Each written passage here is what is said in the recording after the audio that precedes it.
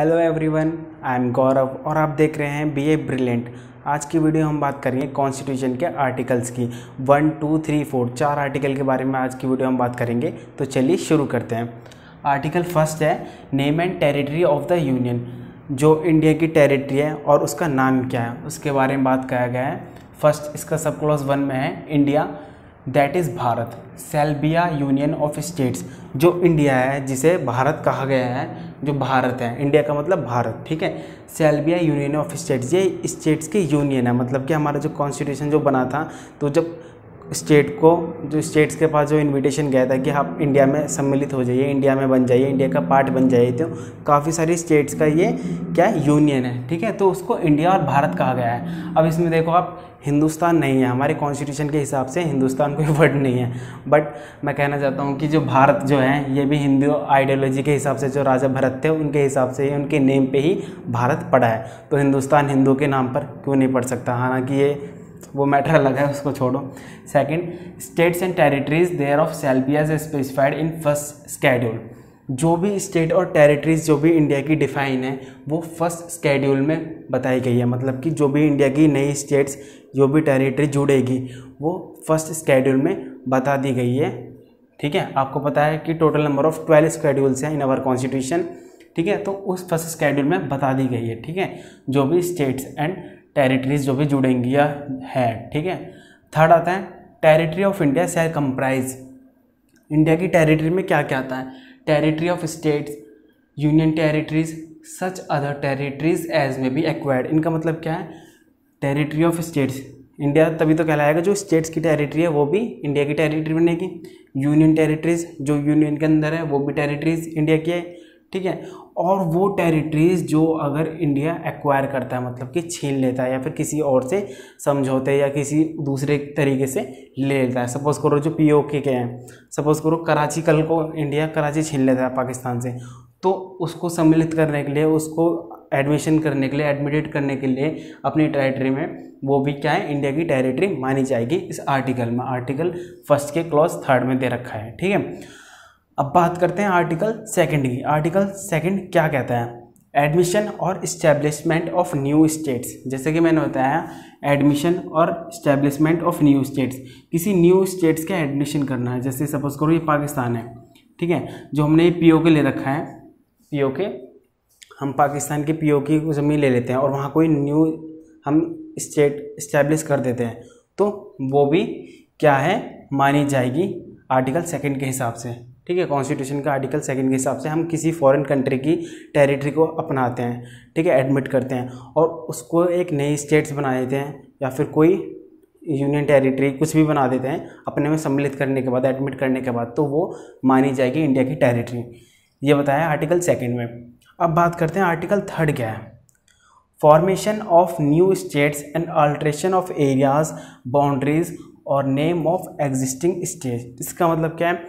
Formation of new states, ठीक है, and alteration of areas, boundaries और नेम ऑफ एग्जिस्टिंग स्टेट्स। मतलब कि कोई नई स्टेट बनाना, ठीक है, या फिर जो एग्जिस्टिंग स्टेट है उसका नेम चेंज करना, उसकी टेरिटरी को बढ़ाना, उस टेरिटरी को कम करना, ये सब किसमें दिया गया है? आर्टिकल थर्ड में दिए गए हैं। जैसे कि हमने देखा उत्तराखंड जो है वो यूपी से डिवाइड हुआ है, ठीक है। जैसे पहले बॉम्बे जो था, बॉम्बे स्टेट, उससे डिवाइड हुआ गुजरात, ठीक है। इस टाइप से क्या है, स्टेट की टेरिटरी को भी घटा दिया, बढ़ा दिया, ठीक है, न्यू स्टेट बना दिया।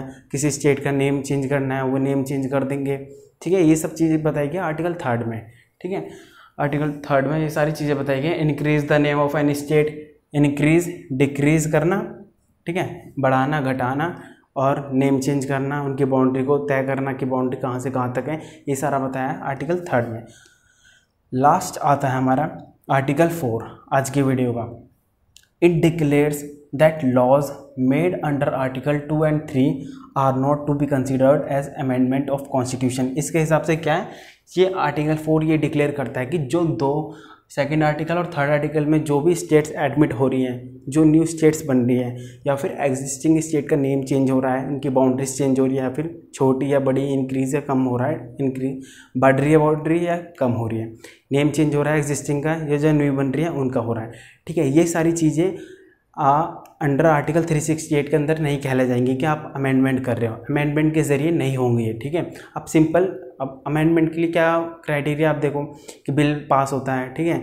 बिल जब एक्ट में बनता है सिंपल मेजोरिटी नीचे होती है, उसमें स्पेशल मेजोरिटी चाहिए, 2/3 मेंबर क्या होने चाहिए, प्रेजेंट मेंबर्स होने चाहिए 2/3 मेजोरिटी के हिसाब से, और मोर देन 50% क्या होने चाहिए, वोटिंग मेंबर्स होने चाहिए, ये तो है। और प्रेसिडेंट की एक्सेंट मिल जाते तो वो एक्ट बन जाता है। तो ऐसे इसको हम कह नहीं सकते कि हाँ आर्टिकल 368 के अंदर हमने अमेंडमेंट करी, न्यू हमने स्टेट्स को इस्टेब्लिश करा, तो उसको हम आर्टिकल 368 के अंदर ले जाएंगे, वो आर्टिकल 368 के अंदर नहीं माना जाएगा, ठीक है। उसको आप, तो अगर इसका ये मतलब नहीं है तो आप सिंपल मेजोरिटी के हिसाब से क्या कर सकते हो, इसको एग्जिस्टिंग या फिर जो आर्टिकल 2(3) में एडमिशन जो भी इस्टेब्लिशमेंट हो रही है न्यू स्टेट्स का, उनकी बाउंड्रीज वगैरह सब फिक्स करना, आर्टिकल 2(3) में जो हो रही है वही कह रहा है 4 की वो बस कॉन्स्टिट्यूशन के अमेंडमेंट में नहीं माना जाएगा, कि आप ऐसे नहीं कहोगे कि हाँ आपने अमेंड कर दिया कॉन्स्टिट्यूशन, नहीं, बस ये चीज़ बताता है आर्टिकल 4। आर्टिकल 4 का मैं एक चीज़ और बताता हूँ, आर्टिकल 4 का कॉन्स्टिट्यूशन को आपको पता है कि कॉन्स्टिट्यूशन अंडर आर्टिकल 368 में पार्लियामेंट के पास पावर है, वो अमेंड कर सकती है, ठीक है, वो अमेंड कर सकती है और मैटर्स पे। बट अगर ये 2 और 3 जो इन रिलेटेड मैटर्स में अगर पार्लियामेंट लॉ बनाती है तो उसको आप ऐसे नहीं कह सकते कि हाँ आपने कॉन्स्टिट्यूशन को अमेंड कर दिया, बस ये चीज़ बता दी है। अब हम देखो फर्स्ट में क्या है, फर्स्ट आर्टिकल में हमने बताया name and territory of union, ठीक है, इंडिया का जो भारत है वो इंडियन यूनियन ऑफ स्टेट्स का नाम है, ठीक है, बस ये होता है। सेकंड आर्टिकल में क्या बताया है, फॉर्मेशन, एडमिशन और इस्टेब्लिशमेंट ऑफ न्यू स्टेट, ठीक है, किसी स्टेट फॉरेन टेरिटरी के हम स्टेट को एडमिट कर रहे हैं और उसको नई स्टेट बना रहे हैं, ठीक है, तो उसके बारे में बात क्या है। आर्टिकल 3 में क्या बताया है कि हम किसी भी स्टेट का पार्लियामेंट जो है वो साइज़ बढ़ा सकती है, घटा सकती है, नेम चेंज कर सकती है, उसकी बाउंड्री कम कर सकती है, ज़्यादा कर सकती है, अल्ट्रेशन कर सकती है, कुछ भी कर सकती है, वो पार्लियामेंट के पास पावर है सिंपल मेजोरिटी में जाकर, ठीक है। और 4th में बताया है कि जो ऊपर के सेकंड और थर्ड जो आर्टिकल में जो भी चेंजेस होंगे, ठीक है, वो आप ऐसे नहीं कह सकते कि ये कॉन्स्टिट्यूशन के अमेंडमेंट है। अब टोटल नंबर ऑफ अमेंडमेंट्स देखिए 104 अमेंडमेंट्स होगी, इस हिसाब से तो काफ़ी अमेंडमेंट्स हो जाती हैं कि कभी देखोगे कि इस स्टेट का नेम चेंज हो रहा है या इस स्टेट के टुकड़े हो रहे हैं, ठीक है, जैसे झारखंड बिहार से हुआ है, ठीक है, यूपी जो है उत्तराखंड जो है यूपी से अलग हुआ है, गुजरात जो है बॉम्बे से अलग हुआ है, ऐसे तो अमेंडमेंट्स काफ़ी हो जाते हैं, तो इस चीज़ को सेपरेट रखा गया है इन सब चीज़ों से। तो यही था आज की वीडियो में, that's it for now. If you like the video please subscribe my channel. Thank you for watching. जय हिंद।